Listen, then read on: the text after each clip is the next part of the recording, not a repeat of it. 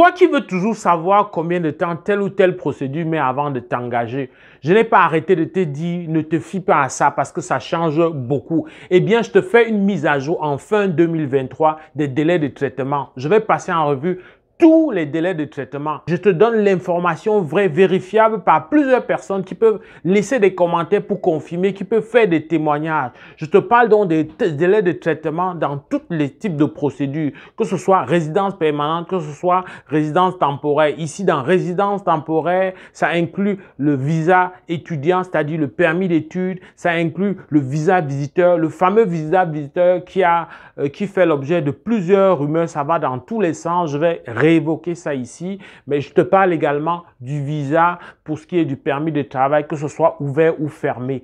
Alors, quand je dis que les délais changent au niveau de la résidence permanente, ils sont de plus en plus nombreux qui peuvent venir laisser un commentaire. Ceux qui ont déjà foulé le sol du Canada, ils sont nombreux à dire et à témoigner que la résidence permanente, ça se fait à l'intérieur de 3 à 6 mois. Et quand je dis de 3 à 6 mois, je ne parle pas seulement de la procédure entrée express.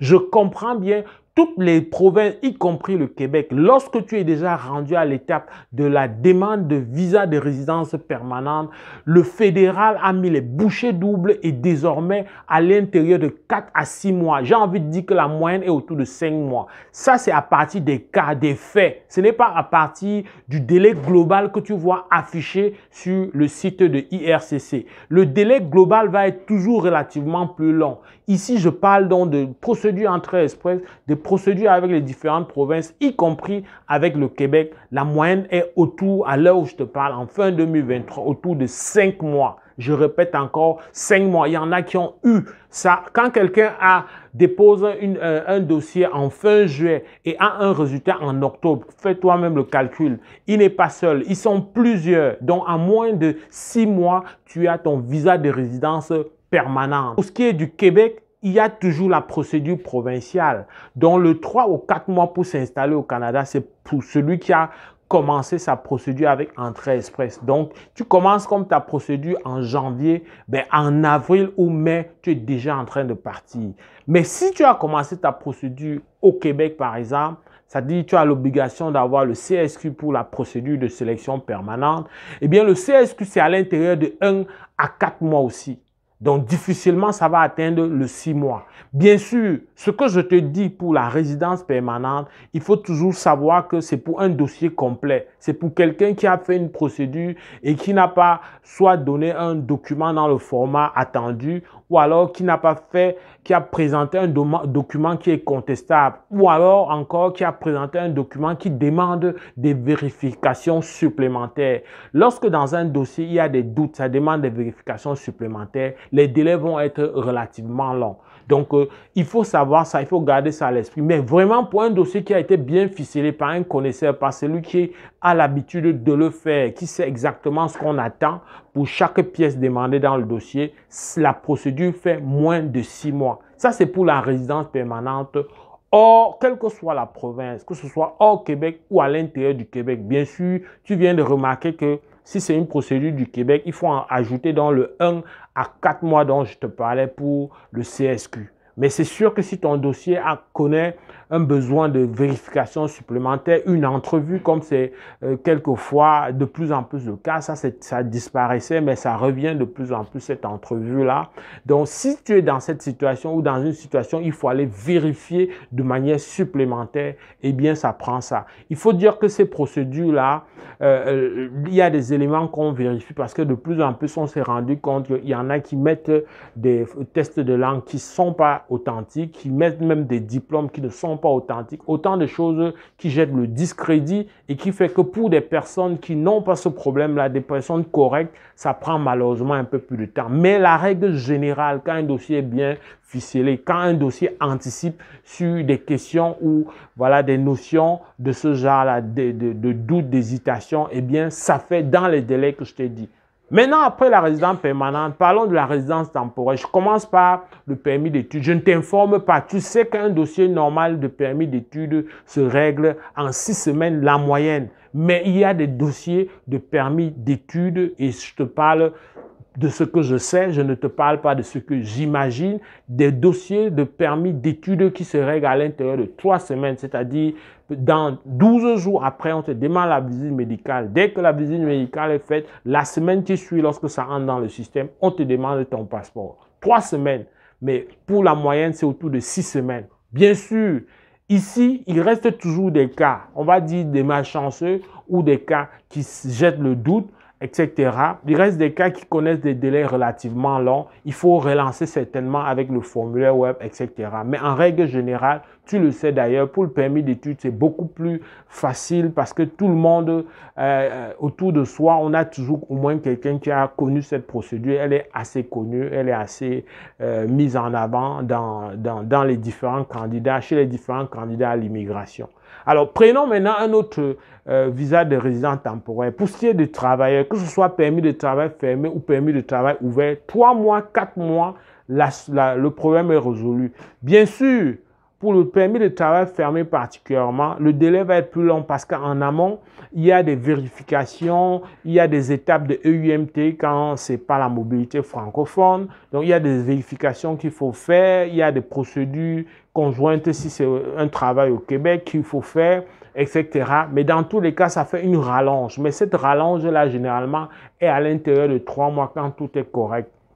Tu vois qu'une fois encore, nous sommes très loin des délais qui se vivaient le moment de la pandémie ou quelques mois après la pandémie. Les choses redeviennent de plus en plus dans l'ordre. La plupart des procédures commencent à être faites de plus en plus en ligne. Le Québec est en train de basculer progressivement vers là. Peut-être pas encore pour la sélection permanente, mais un pan de la sélection permanente. Le CSQ n'a plus besoin d'être posté.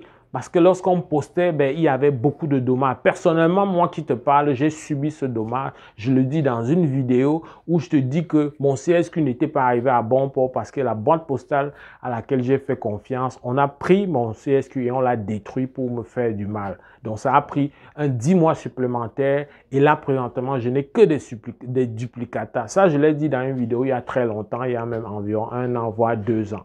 Alors, donc, pour tout ce qui est délai de procédure, que ce soit pour le travail, que ce soit pour les études, c'est fait en ligne et il y a juste le CSQ au niveau de la résidence permanente, une partie, la première partie qui est faite encore par courrier. Mais le CSQ lui-même est délivré en ligne.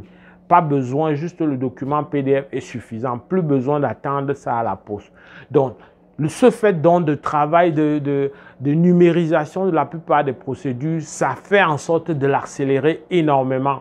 Je termine pour la procédure visiteur. Il faut savoir, et je le réitère, je l'ai dit il y a quelques semaines, après la rumeur qui prenait beaucoup de place et qui continue d'ailleurs à jeter le doute dans la tête de beaucoup, il faut savoir que dans visa visiteur, qu'on appelle aussi visa de résident temporaire, il y a plusieurs types de visa visiteur. Il y a le visa visiteur visite commerciale, il y a visa visiteur visite purement touriste, il y a visa visiteur artiste, il y a visa visiteur de la famille. Il y a plusieurs motivations, je ne pourrais pas être exhaustif, mais il y a plusieurs raisons qui peuvent motiver une visite dans le cadre qu'on va appeler la grosse famille de visas touristiques.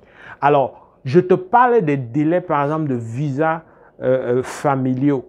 Donc, je parle encore des faits, des cas qui ont été traités à l'intérieur de 16 jours. Les concernés étaient même étonnés. 16 jours, 1 mois, hier, je t'ai parlé d'un cas de 1 mois au mois de mai. Mais là, je te parle d'un cas encore plus récent qui a été traité en 16 jours. Les concernés étaient étonnés face à la rumeur et c'est à l'intérieur du moment de la fameuse rumeur.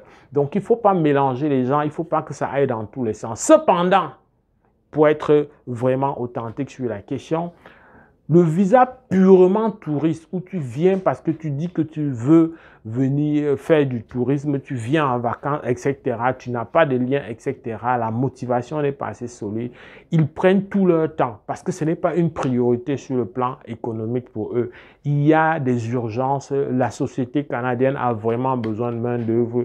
Donc, ils prennent tout leur temps. Mais il faut dire qu'ils prennent tout leur temps dans un contexte aussi où le nombre de demandes de visa a vraiment énormément augmenté.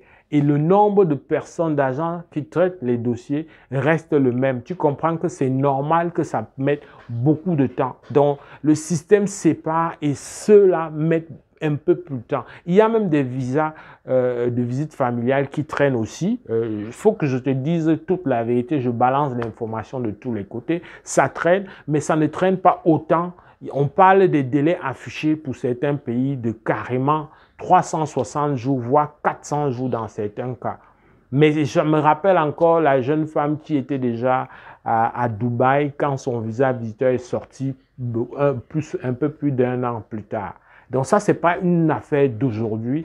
Alors, est-ce qu'il y a cette rumeur a un petit fondement? Ben, ce n'est pas, c'est connu de tous que le système d'immigration, les gens essayent toujours de dribbler, même si ce n'est pas toujours la bonne chose à faire. Mais ça, ce n'est pas l'apanage de quelques pays d'Afrique, mais c'est vraiment le fait il faut savoir que ceux qui voyagent viennent d'Afrique, c'est vrai, mais ils viennent aussi d'Asie, ils viennent d'Amérique latine. Ceux-là ne sont pas si bien logés pour ce qui est des présomptions de ce côté-là. Je n'en dirai pas plus.